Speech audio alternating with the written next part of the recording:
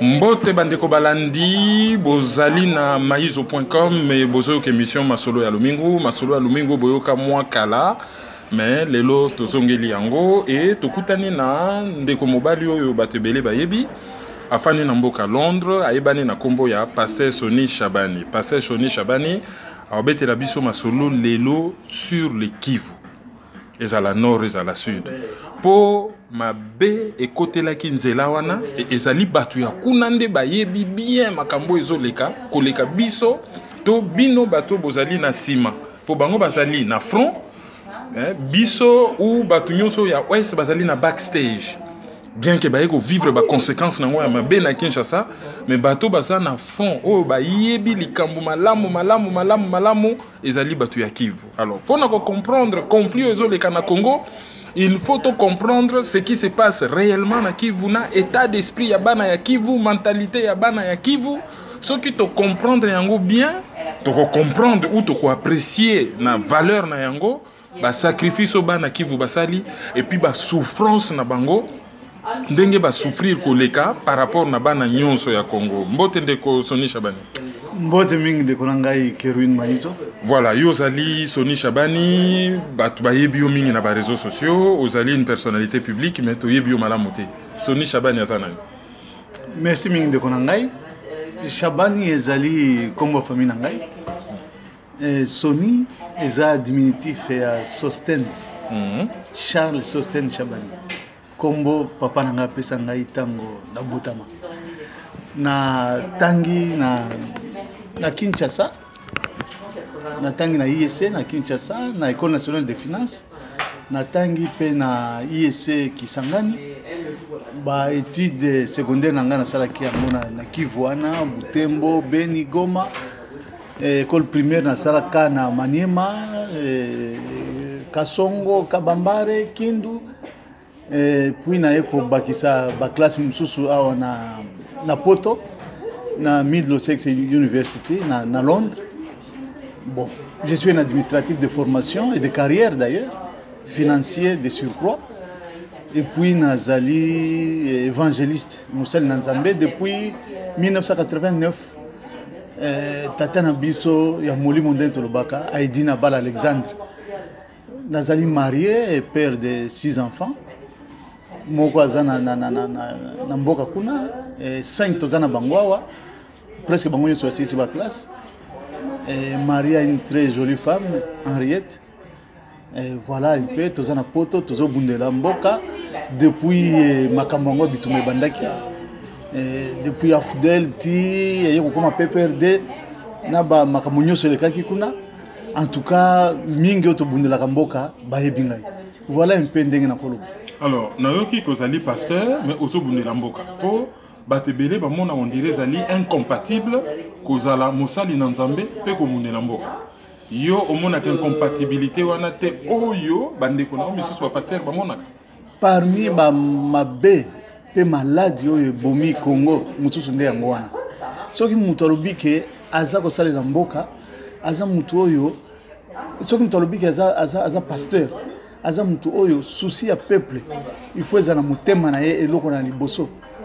Parce que mon monsieur na ebisa batu na bimbo moni ba pasteur lokola Lumumba batu bakamu lobi aza pasteur te na bité c'était un pasteur parce que akufeli kutu peuple wana Yesu akufeli peuple pasteur ya solo baba luku saluvungi na Lubumbashi bakufeli peuple ba pasteur belé oyo ya solo bakufela ka peuple même na kati ya Bible okomona bazo kande bolamu ya batu d'une certaine manière toko umela mingi ona sena moite mais ezali na oyo faut sala aona biso batu to croyaka to yebike makamuso to kende kuna na nani na lola cela veut dire que aona sena moyi ata bible yango kotanga malamu te soki osana nzala o kende église te soki bana balia kité et ainsi de suite.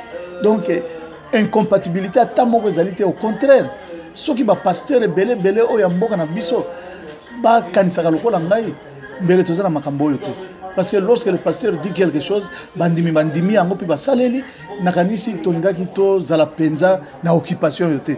Parce que to sambela ka mingi ndenge lobamaka mais to salela ka mboka na biso te. Ba pasteur bazui kazaki mususu. Donc eza normal te en tout cas incompatibilité à mon réalité. Tout fond la parenthèse moké, il paraît que dans Londres l'église est belle surtout dans le milieu congolais. Les alliés qui se créé mingi pour qu'on a l'état à sali sakamo moké ba église alors va créer en gros beaucoup plus pour na moi pour jamais solo au lieu que va créer en gros réellement pour na ko aider batou ba longwana état oyo basali na yango et ba s'élever un peu vers Dieu. Les alliés à solo to isa lokuta. Oui et non.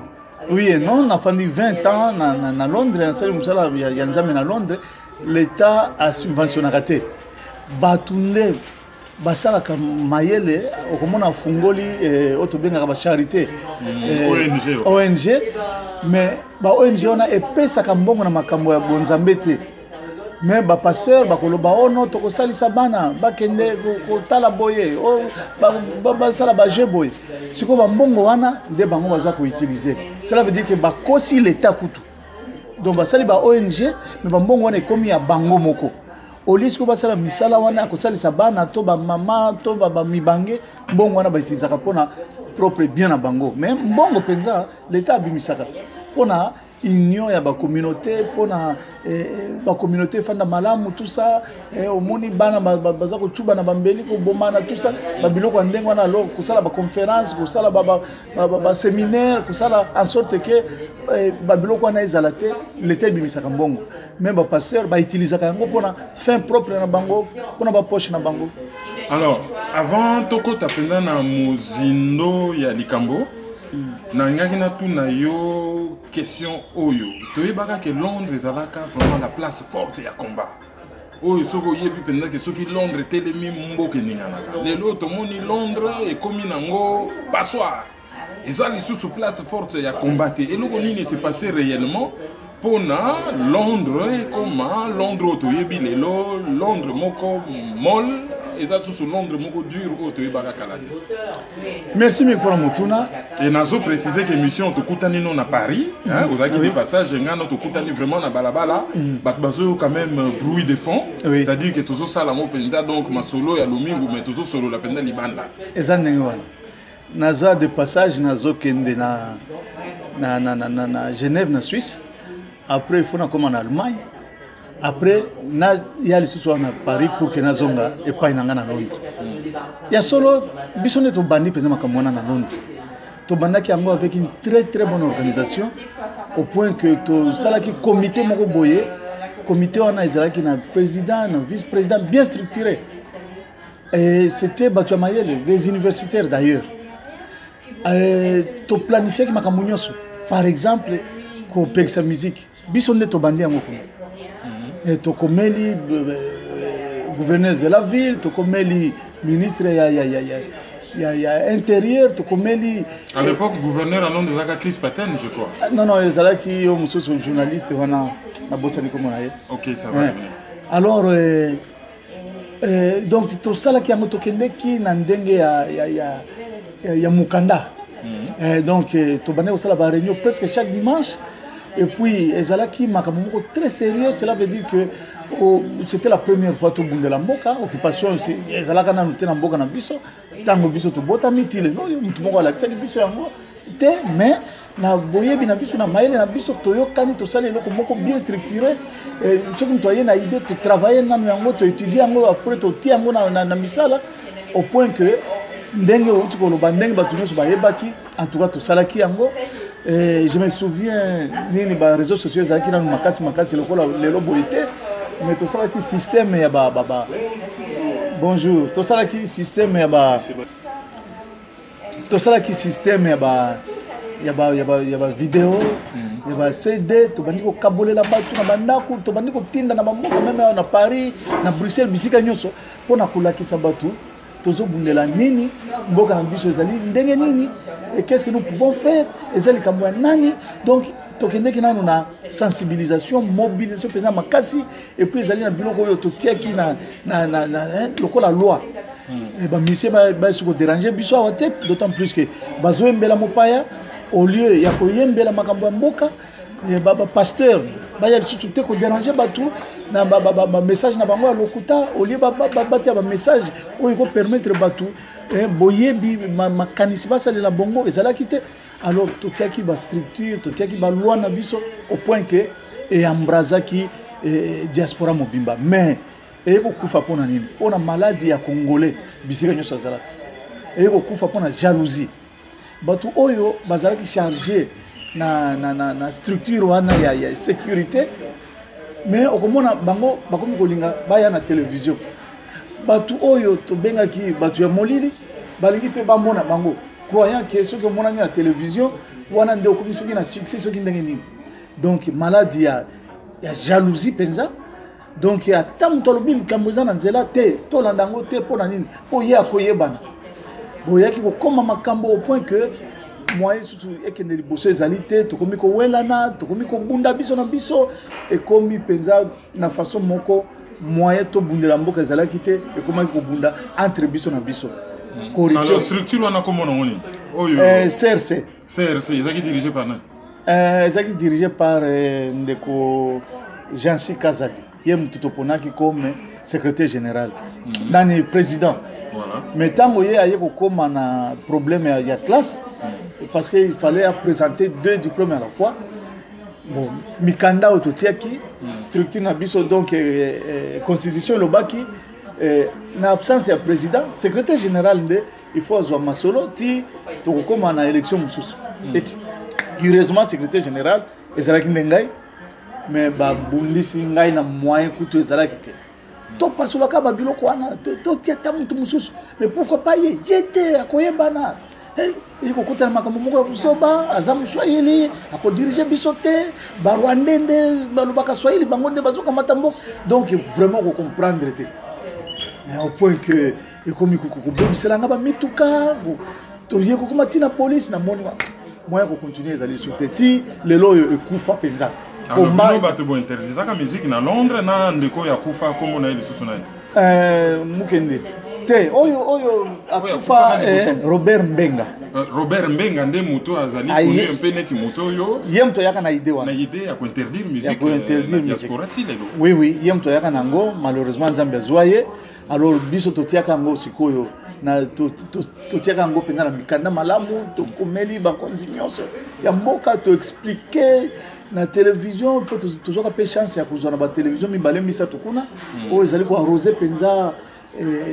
Europe mobimba Amérique même en Afrique alors et permettre que biso ma kanisina biso et côté la penza ba congolais ba comprendre que il faut te bundela mboka parce que mboka ezali na occupation biso to yebaka déjà bien avant que oyo eza occupation eza dictature tenenge certaines personnes vanda wolo.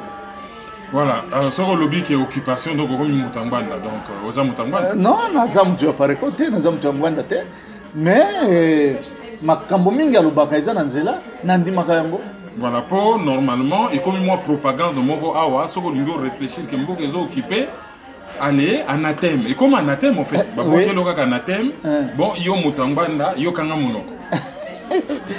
Alors yo ozali mutoto ya Kivu ndio et Kivu ezali na Congo. Batu oyo babundisaki biso bakotaki na Kivu. Kivu ezali front ezali première victime ya makambo ezoleka et ezali pe ventre mou ya Congo. Avant de kota na détail, est-ce que vous pouvez expliquer biso province ya Kivu mouvement ezali ndenge nini ezali composé par banani to moins idée générale soki na lobi na yo présenter lenga Kivu ezali nini. D'abord, Kivu est composé à 3. Nous avons Nord Kivu, capitale Goma. Nous avons Sud Kivu, chef-lieu Bukavu. Puis nous avons Maniema, chef-lieu Nangoza Kindu. Alors, Nord Kivu et Sud Kivu, c'est pembeni à Rwanda. La frontière à Rwanda. Parce que na Goma, ils sont à quelques mètres. Pour que au côté na Rwanda côté à Gisenyi. Donc bateau va comme kuna ba petite barrière dans la ville à Goma quelques mètres kaka oza déjà de l'autre côté na Rwanda. Côté à Bukavu kuna changugu eza musika mingi te na ville à Bukavu. Alors Sud Kivu ndenge vous comprendre ngo eza na sud ya Kivu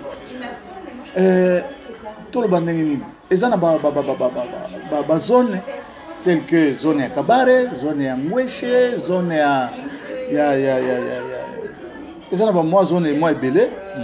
Bon, Uvira pesa kuna na tango kalezalaki sous région mais tu mana obengango bon alors côté ya Goma na Nord Kivu tozana Nyiragongo donc dans la ville de Goma tozana Ruchuru tozana Beni tozana na Lubero où ils ont une grande cité à Butembo et puis tozana Beni bon et Beni Lubero Butembo inclus et ça toloba nord Kivu. Les grands nord. Les grands nord. Pourquoi les grands nord? Parce que la zone le territoire est minene et puis plus peuplé que côté il y a sud de Nango. Il y a sud de Nord Kivu. OK. Pour sud de Nord Kivu, il y a Ruchuru, il y a na Walikale et puis il y a Masisi. Voilà. Na ville à Goma. Et Ruchuru na yoka kama solo ke ba Rwandais ou ba Hutu baza ku nebele eza solo? Oui, to botami to koli to kuti ba Hutu oyo to ndimi ke baza ba ndeko to fanda kana bango mais il parle la langue Kinyarwanda. Eza ki Hutu te. Te. Ponga basi baswani sanga ye na lobi. Ki Hutu ezalaka te. Ki Hutu ezalaka te Kinyarwanda. Bakoma oloba o no bango bazali ba Hutu et langue na bango ezali ki Hutu. Te. Ki Hutu ezalaka te za Kinyarwanda na bakombo na bango nyonso ya Kinyarwanda bakombo kokuta na Rwanda. De l'autre côté de la frontière, au Koutango Peguna. Okay. Donc, Tofandi na Bango, Natama Mobutu, moi, moto moko zalaki na se mabele, mais après il y a Mobutu nde moto moko yeko monana. Nous avons souffert, mon frère.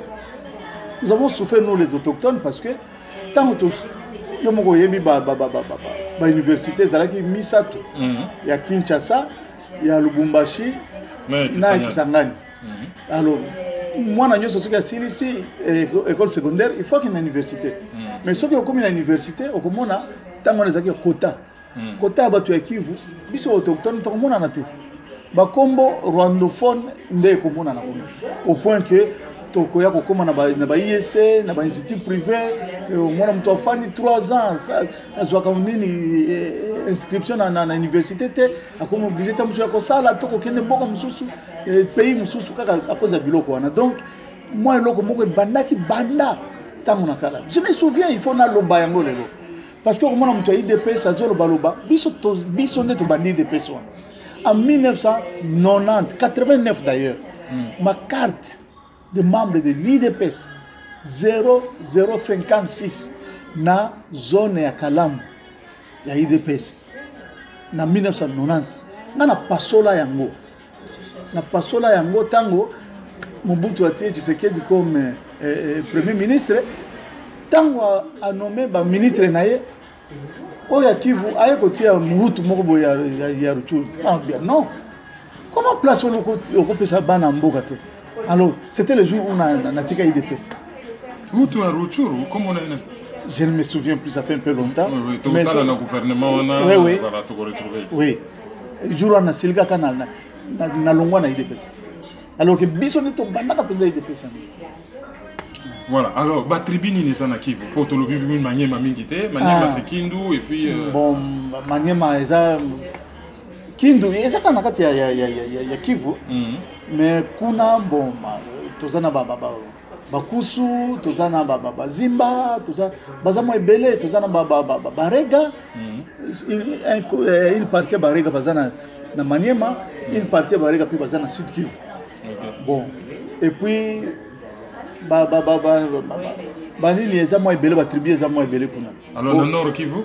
Na Nord Kivu na Grand Nord ndenge balubaka tozana banande babengaka bango trema bandande mais banande bango moko babibengaka bayira mais ce sont les nande. Alors bango bazana zone ya Beni na ya Lubero avec les grands centres commerciaux qu'on appelle Butembo. Bon baza pena côté ya Ruchuru, une partie ya Ruchuru eza bango banande. Alors, na Ruchuru wana eza na Bahunde, une partie ya rwandophone wana Bahutu, zone ya Masisi eza ya Bahunde normalement, mais curieusement koyoka mutu aza ya biso te me alobi ke aza mutu ya Masisi. Faux et archi faux. soki otali balivre nyonso soki omeki kotala historique mobimba ya Kivu kuna eza kaka baunde nde bakolo Masisi. Alors tango ye na Goma eza pe baunde, mais curieusement avec justement Nyiragongo wana oyo tokokuta batuti mususu baza wana. Alors na sud Kivu sikoyo, sud Kivu tozana Bashi po baza na zone ya Kabare pe Walungu, tozana na zone ya Kale tozana Bahavu. Bon soki mati moi kuna likolo kokuta barega ndenge na lobaki la professeur Mutuza donc voilà. Mutuza Kabe ainsi de suite. Alors wana Kivu province moko très riche, coltan, or et puis sur il fallait to bakisa na Uvira pe tozana baziba tozana bavira tozana baza mo ebele pe kuna. Voilà. Alors cohésion entre bino bana ya Kivu, cohésion c'est-à-dire que nanda azali à l'aise na vira, est-ce que Mashi azali à l'aise, Mushi azali à l'aise na Muhunde azali ndenge na Walikale pe banyanga batu ba excusez ngai po ozinga vraiment pied levé, vraiment pied levé. Zone ya Walikale pe za na kati ya nini ya Nord Kivu. Justement problème munene oyo kuti il fallait historien na biso na batu oyo baza bazo la politique. Problème munene oyo il fallait bafandela, problème oyo sengeli kutu ba séminaire to salela yango, justement problème yango nde oyo. Est-ce que cohésion ezalaka te entre Maniema na Sud Kivu na Nord Kivu? Ezalaka te kati ya Sud Kivu par exemple na kwa biso ke batu ya Kabare na batu ya Ngweshe bayokanaka te, alors que bango nyonso baza Bashi bayokanaka te. Bashi donc docteur Mukwege quoi.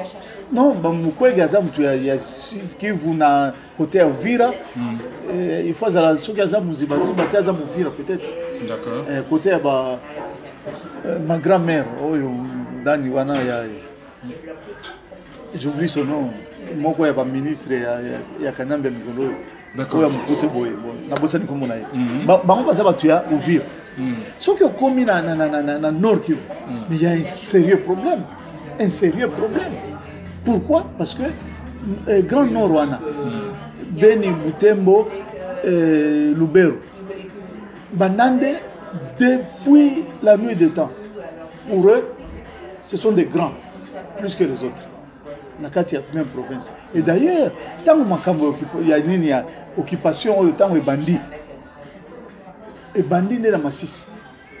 Et curieusement wana il faut batu bayeba, ce n'était pas les Tutsis rwandais, non, c'était les Hutus rwandais qui ont commencé à massacrer les gens na kati ya zone ya Masisi. Babane kuya na butu omoni ba maison ya bapaye wana ba villageois bati ya nini allumette na minuit na 1h du matin 2h du matin, des familles baziki na moto babane kozwa grand camion ben batondisi batu na butu baki na rivière omoni ben ndenge sopaka zelo basopi batu na rivière kuna eza ba rivière mususu eza na profondeur moko, donc okondi matin soki babwaki okuna esili pona graben. Voilà. Alors il y a un terme swahili bakimbizi, les réfugiés oyo babane ko longwa kuna ba village na fond ya Masisi kuna bazoya na Goma batondisi ba église protestante catholique na ba école tout ça en 1993, avant même que makambo ya Rwanda ebanda. Donc na tango wana 93 94 90 côté ya grand ya Nord Kivu kuna Butembo Beni bazolo bana Swahili inabangalia iko maneno yabo eza mboka na eza problème na bango Italie bisote, alors que bazo boma bande kona bango na modèle mo ezala kate. Donc on a déjà la kisi que il y avait quelque chose qui n'allait pas. Et je vais ajouter à ceci, parce que mon propre papa décédé, Pierre Chabani, il fut le tout premier commissaire de district CDD après le Belge Nakatia. Il y a sous-région, il y a Nord Kivu. Parce que Mobutu, tant qu'il y a la décentralisation, Mobutu, à Kaboli, normalement, Nord Kivu et Salaki, l'une des sous-régions, il y a Kivu, Grand Kivu. Capitale nango ezalaki na Bukavu, mais Goma wana ezalaki chef-lieu ya sous-région Nord Kivu. Alors, tant au Belge à Kendeki, c'est mon père qui fut le tout premier commissaire de district après ma Belge. Oh, tu as un commissaire sous-régional. Sous-régional. Et puis voilà. Un grand monsieur, très intelligent d'ailleurs. Alors, Banda Tamouana, ti na Mobutu Akei, ti le loyo, mutu moko te na Nord Kivu wana akoma gouverneur ya région Kivu. Soki munandete ya Butembo Beni to un Rwandais. Wana eza détail moko très important. Mutu moko te na Kivu wana Mobutu azwa lokola ministre pendant ces 32 ans.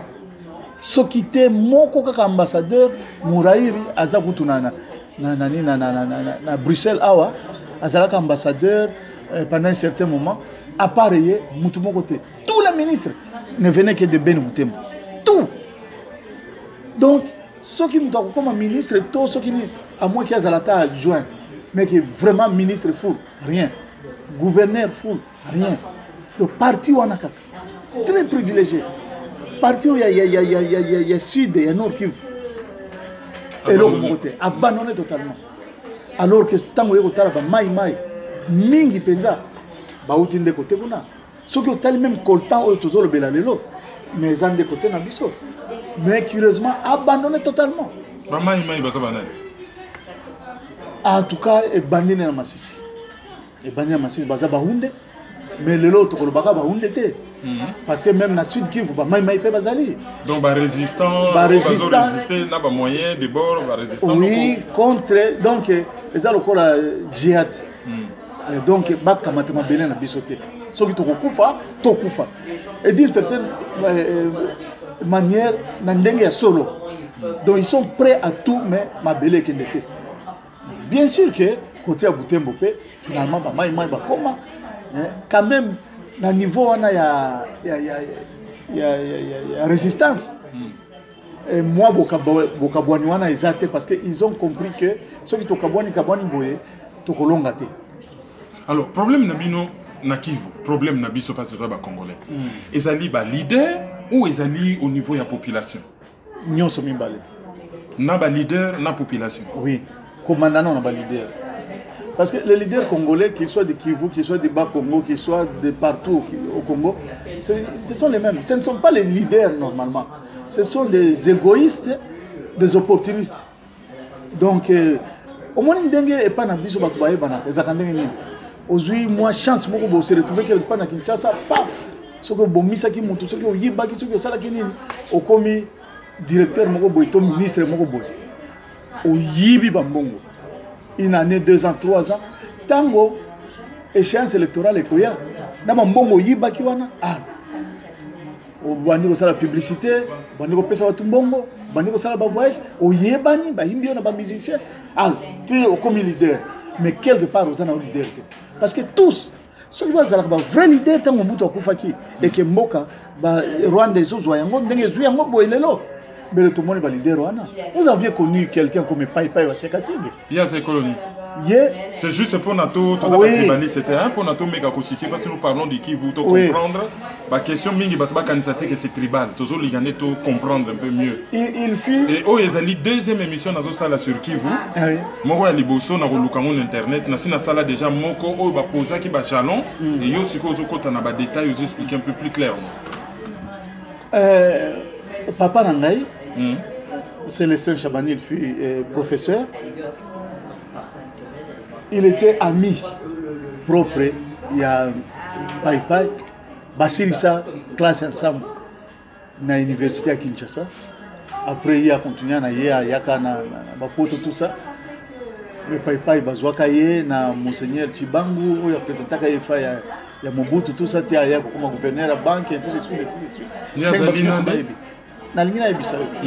Na solo na papa na tuna ye. Yebisa ngai azanani parce que toyoki ke aza nande alors que son grand frère oyo ye alandi. Tozalaki na Kisangani tango wana nazozwa moi school na ngai na ba 84 et tout ça mais bisika to komi na ye okomona banani tango bamoni ye babandi ko poser ba question na kinande azo répondre te albaka so na si on attend na tuni ba bité eza ndenge wana te aza normalement eza na sous ethnie moko ezalaka entre zone ya Ruchuru na zone ya Lubero bisika batu bayebi pona ba information kaina e Kanyabayonga kuna ezali na tribu moko babengaka na Bosani susu tribu babengaka Bakobo. Voilà, Bakobo. Papa oya ye azalaki Bukobo. Baza na intersection entre Ruchuru na Lubero, donc vers Kaina kuna Ikobo nde place yango pesa bisika eyebani kutu. Alors mama na ye azalaka mushi ya Sud Kivu, donc côté Bukavu. Et curieusement tango ye pe a Bali ake ko bala moi si ya mushi ya Bukavu. Alors Bandande va sauter sur l'occasion un gouverneur il y a Banque d'Israël pendant toutes ces années aux mona ke bango bazana na nini wana bazaba bongo balini ba commerçant voilà et que à partir de la Banque d'Israël ba transaction ba nini tout ça et ils ont fait de lui un nandé mais normalement il n'a jamais été nandé selon les informations que j'ai eues. Bino lelo na Kivu ba leader na bino tochano ba chef coutumier pa ba leader na bino na Kivu za banani lelo oyo na comme ça que atamoko azate atamoko azalite tala place moko bengi Bobero pembeni kaka ya ville ya Bukavu mais bauti ko nani Kabila auti ko démolir bandako na na école na ba hôpitaux bazo opérer batu mais c'est l'hôpital où bako opérer ko sala ba chirurgie ya mutu c'est l'hôpital côté wana bazo opérer batu mais nini ya démolition tracteur ya démolition yi eza ko démolir ki ba donc eloko moko na mona nano esala mandenga wana te toyebi ke na Gaza na bisika mususu ba beta ka ba bombe ne ko kwela ba hôpitaux mais oya ko démolir hôpital alors que docteur azo soigner batu azo opérer batu et tu vas ko sala maté mais est-ce que yoki leader moko soit disant ya Kivu folobela likamwana azate. Un leader, c'est celui, lorsqu'il y a un problème, boyokaye, bokomonaye, bokoyokaye denaye, mais makambo nyonso ça le makakuna. Tout le monde a moutouté. Dites-moi le nom d'un seul qui se dit opposant, oboyenaboye, politicien, oyo vraiment kamataka makambo, ya qui voit na maboko. Azate, ba viole nyonso na eleki kuna, ba assassinat. Mutumo côté. On n'a pas qui makambo ba chef coutumier. On n'en a pas chez nous. On n'en a pas chez nous. Et pourtant, de quoi Robero a Naminembo. Ah, curieusement, a sauté sur l'occasion parce que Basate. Boma est belé. Bao Batikala, Bango, tout basé à Kanambiste. Non, Robero a Yazamuta qui votait. Non. Qui vous bisigani Azamuta qui votait. Ah, mais bon, bazo revendiquer Minembo. Ah, c'est ça les grands. Banan Basalaga vend Minembo avant Bambaya. Te, kuna na sous-région. Il y a Ouvira, il y avait les autochtones. Kuna banane baza belé c'est belé kuna. Moi tout banakutanga tangango. Vous allez na botikali quand même na des leaders kuna na Kivu Kamere na Bahati Lukwebo. Non. Tala et pas ina biso, eza na Sud Kivu, eza na Nord Kivu. Tozakana ba colline. Donc ce que robio ngai Kerune Maizo. Ah, mwana nani? Oh mwana ya Jean-Pierre Maizo. Ah, toyeba bango. Colina bino ezalaka oh ezalaka kuna place boye pembeni ya bisika penza rivière bandi toke ko vérifier kuna okomona batu bazalaka na baobi wa ezalaka boye ezalaka fulani na fulani grande sœur na bango ezalaka boye bango babotaka Kerune moko boye Kerune wana sikoyo yende abota boye na boye ti to ya kokoma epai na yo. Mais donc vous remontez à Kati et pas il y a aïe quoi, ancêtre. Ancêtre. Aïe bobenga Babakou. Ah Babakou. Donc baba ku eza donc mukolo donc aïe voilà. Mais alors ce qui pour qu'on atteigne de nous na comme ça leader qui veut zolo banana ba rivière ba colline nini ba on bazana ngote kamere mama na ye aza mushi.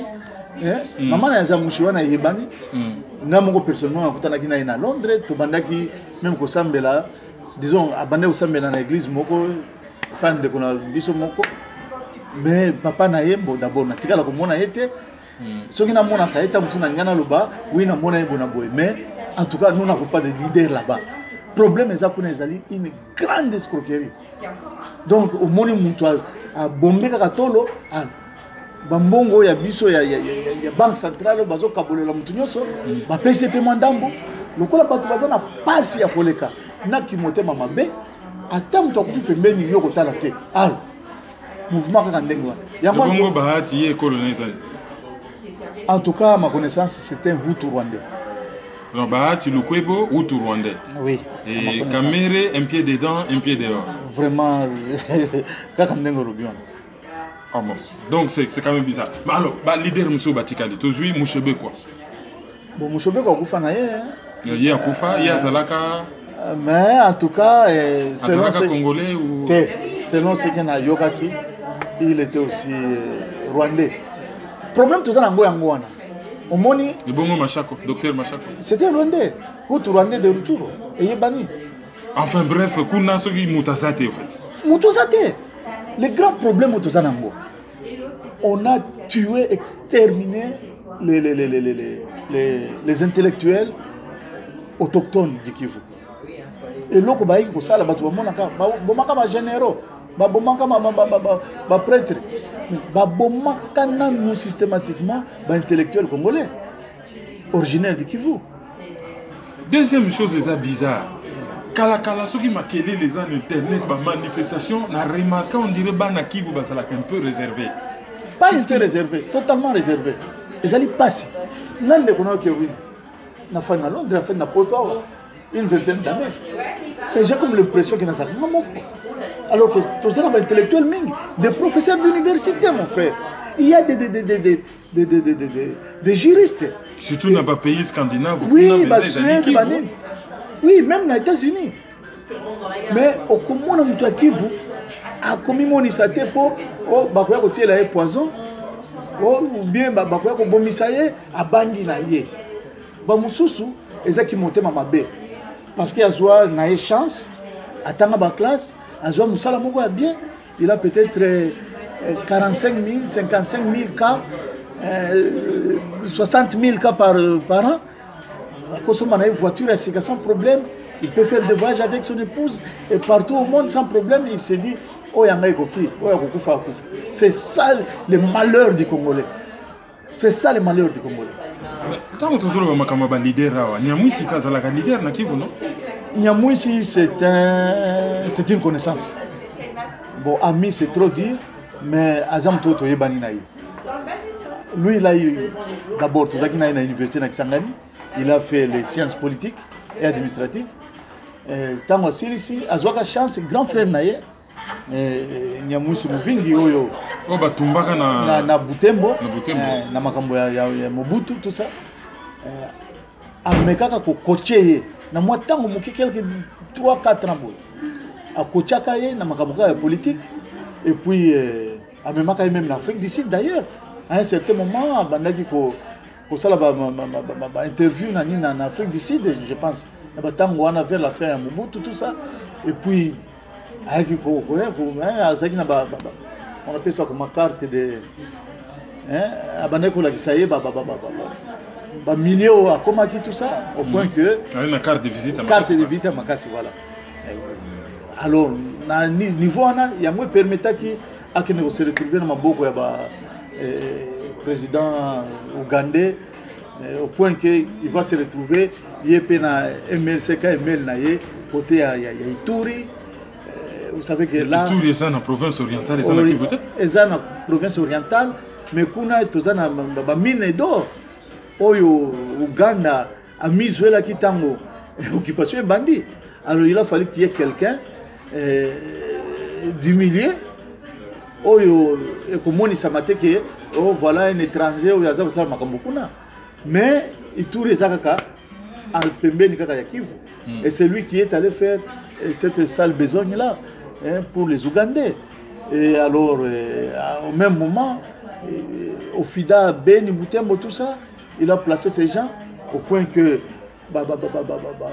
Boignoso et Utakakuna, et Bandeko Kenena Uganda, tout ça, c'est lui qui a empoché, bah, minéré, ainsi de suite, et bah, mbongo, bah, dédouanement, parce qu'il y a des conteneurs et des conteneurs par an. Donc, ce ne sont pas des leaders, parce que le leader, aux juristes, c'est celui qui se bat pour le peuple, c'est celui qui est prêt même à mourir pour le peuple. Mais bango, bongo yebani makasi, basala kanyoso balingi, bako bomisata mutu likamote, batambola kamokili mobimba sans problème. Bon, il n'y a pas si ce qui a payé moi $20, moi $1000, tout ça. Mais ce ne sont pas des leaders. Parce que quand on n'a pas, c'est un bisoté. La preuve, c'est que tant que les politiques ont besoin de Mboka, et en 2006, on a posé la question à Moussa Nyamwisi. Maintenant, selon toi, qui sera le président? Oh, Joseph Kabila. Jour en allait là qui? Parce qu'il y a un mouton, il va travailler. Alors, dernièrement, Joseph Kabila a la déclaration sur Banande. Y a-t-il un problème entre Yéna et Banande? Oui, parce que Nabato Bafana na Beni Butembo Lubero vers les années 70, donc 70, 75, 80, Bakoye va bien que un Tutsi rwandais ne pouvait jamais mettre ses pieds de ce côté-là.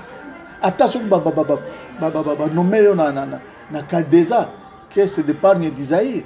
En tout cas, après 3 mois, au Senga, Balongola, Batinda Bissika Moussousou, Batulokola, Rokabu Bashinga, qui avait des millions déjà à cette époque-là, avait même mené des magasins, à Ben Boutembo, tout ça, mais aucun Andé n'entrait. Parce que pour la Bango, Batouana Bazaka Bainemi na Bango. Ça dit que ceux qui Rwanda sali magasin Banande Bakota magasin. Bakota te tia kozala obligé à Kangango. Et loko etuli. Etuli. Et loko na zolo babatunyo so baebi yango mais na yebi so batu bakondi mabalo bayango mais c'est ça la vérité. Alors au point que tango makambo oyo ya ko boma batu ya ko exterminer le peuple na biso e bandi. Bandaki na Goma, Masisi, Ruchuru.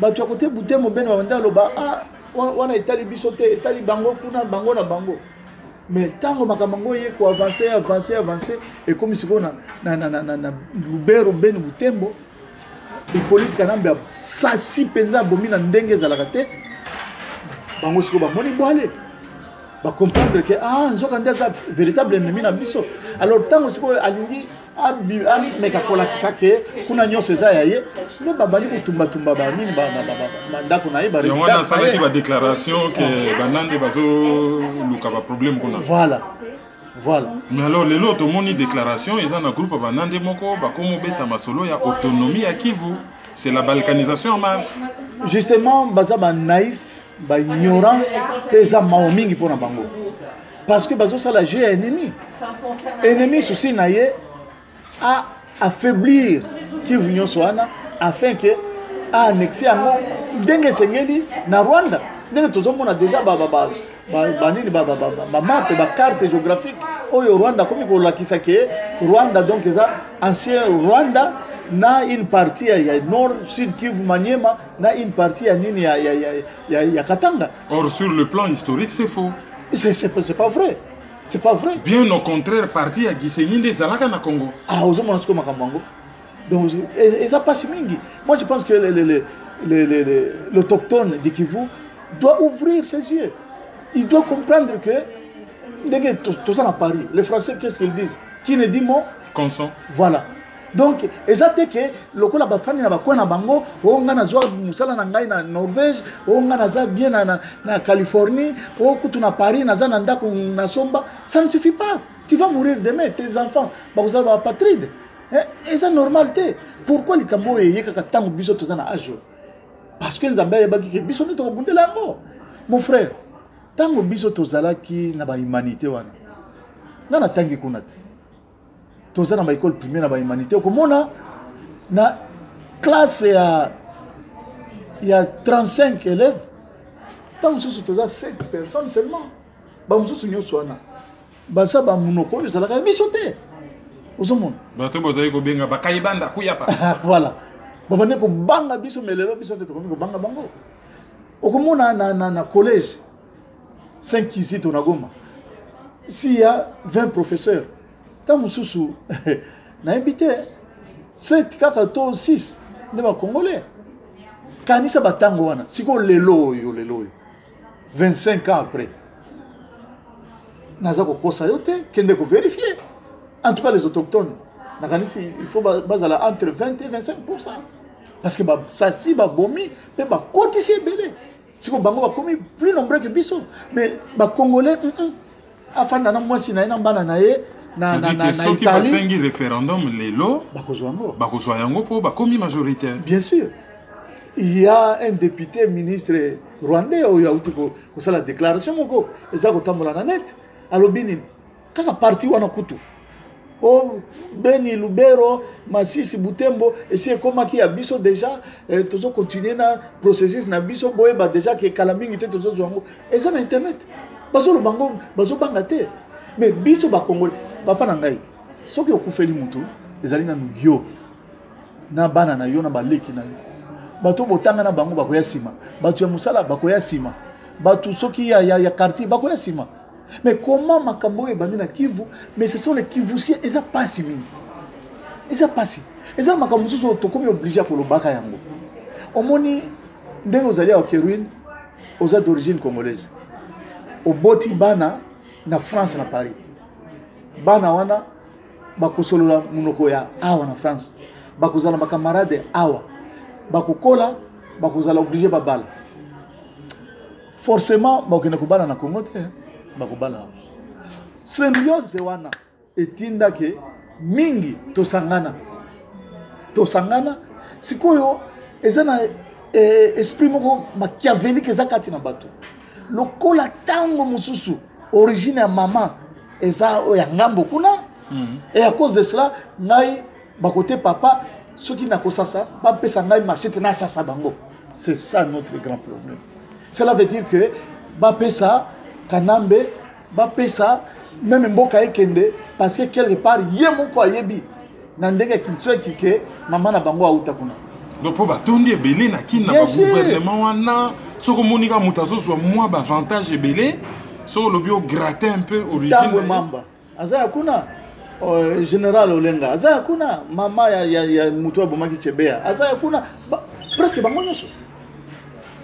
Et d'ailleurs, l'histoire nous raconte que, l'histoire récente nous raconte que il y a eu 2 sociétés, na Maniema, Kobelmine, na Somiki, et qui exploité cassiterite na or.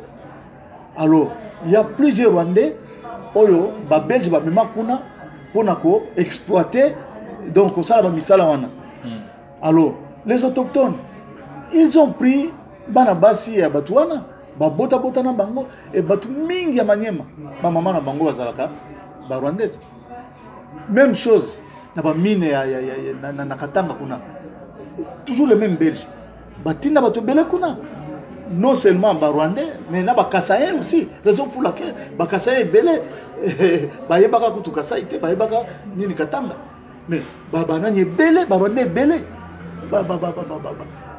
Fanda kuna bota kuna lelo oyo eza ba 4e bana na bango baza na kombo ya ba Kasaïen okomona mutu penza donc Chimanga Kasongo mais soko gratter bomona zo défendre Rwanda moi mingi bosiko yo zo défendre Rwanda mingi bongo papa na yo wata tamponyo za la ya Maniema wana naza vraiment na ba information penza malamu te mais soki oyoki ba doute komi kokene na musika te Naye bien pensé, mais c'est ce qu'on dit. Parce que Toyoka Kike, Monani, Lunda Boululu, a recevé une délégation rwandais, hier, qui chef de délégation. Mais tant que Makamboye a changé, a commis ce qui n'est pas est-ce que tu redoutes ton boya parce qu'il faut qu'on boya? Moi, je ne pense pas.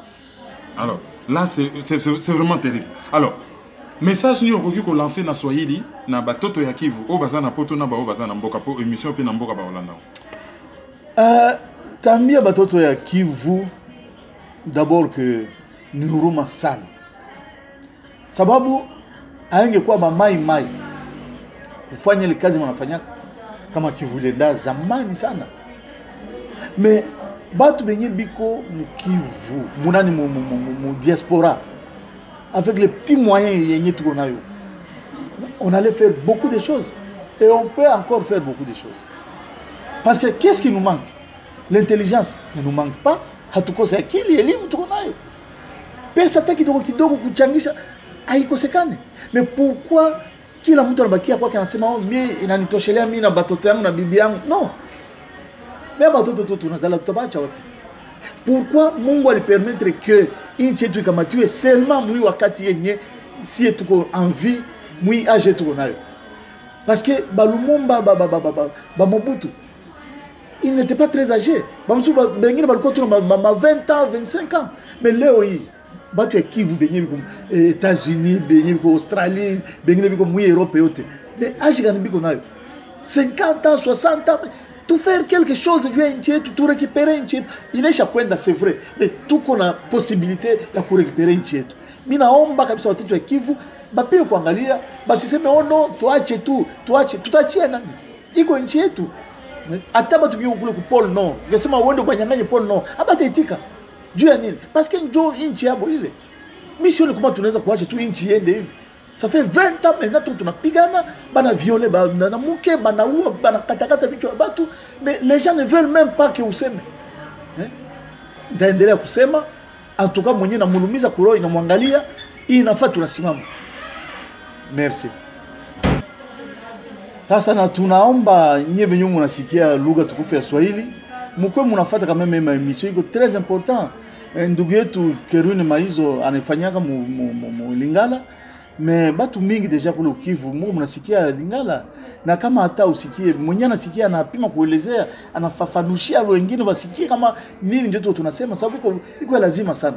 Nyie benye mkule muko na wazo mwa fulani, muko na onyo mwa fulani, lakini sie benye tuko huku kwa bazungu benye wanatuletea kule maminduki yenye nakuwa natuua, tuko tunaona bitu autrement que nyie.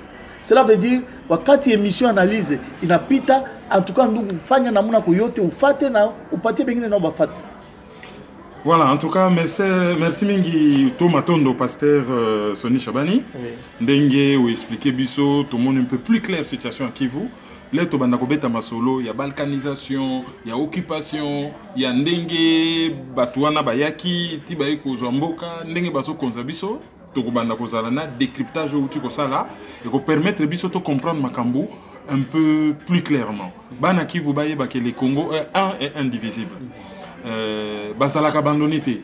Ceux qui te lobby songolo mpaka lazali rwandais te lobby te bana Kivu nyoso bazali ba rwandais. Pour raison peu monsieur c'est comment te bino bobenga biso ba rwandais on biso to fananye. Oui mais ceux bo fananye bino bozo kufa koleka. Or les bino bozo kufa biso tozo souffrir parce que soko katinga liboko soko katinga imusapi nzoto nyoso koyoka pasi. Et pona biso les Kivu c'est chez nous. Ba montagne wana nyoso ya Lokumu, parc Virunga ya biso.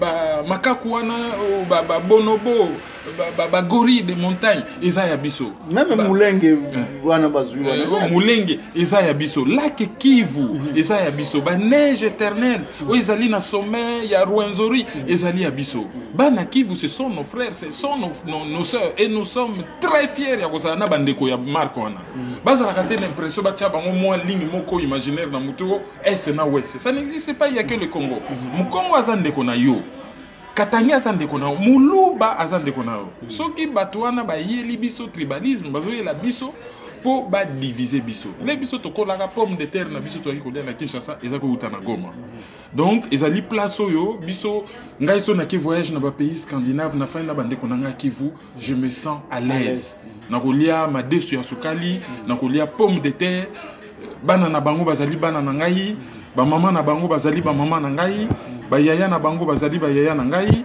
donc voilà ezalaki masolo ya Lomingo na pasteur Soni Chabani to salango libanda je crois que boki ba bruinyo so libanda awa na Paris et je ne pense pas que ezali mbala ya suka auto kokuta na poto sala soit échange soit masolo ya Lomingo mususu en tout cas merci mingi pour na temps na yo na intercepté on nzela ozaki na rendez-vous au retardé yango Nyoso pour na Congo. Je crois que le sacrifice Nyoso Salaka pour na Congo, ils VNT, ça finira par payer. Sur ce, merci Mingi et Toko Mimbala Yassima.